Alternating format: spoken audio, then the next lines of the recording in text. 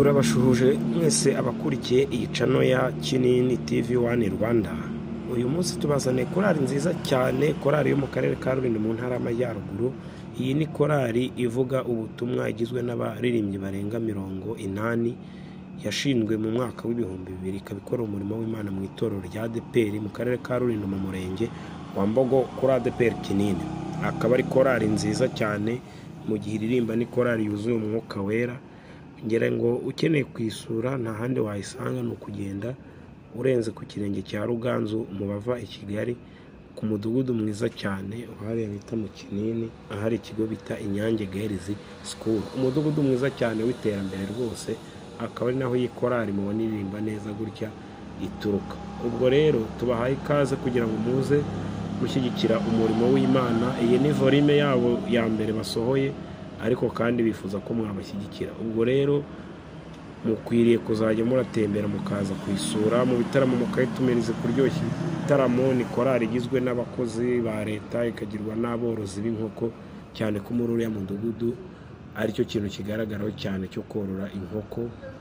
Ngira ngo ni umudugudu mwiza cyane, abawusuye bose bakirwa neza cyane, bafite umuco wa kera wo kwakira abashyitsi, kandi iyo wasengeye wuzura umwuka wera. Ni itorero ryiza cyane ndari gukumbusha. Ubwo rero ngo haye karibu, icara hamwe wumve indirimbo zabo ziryoheye.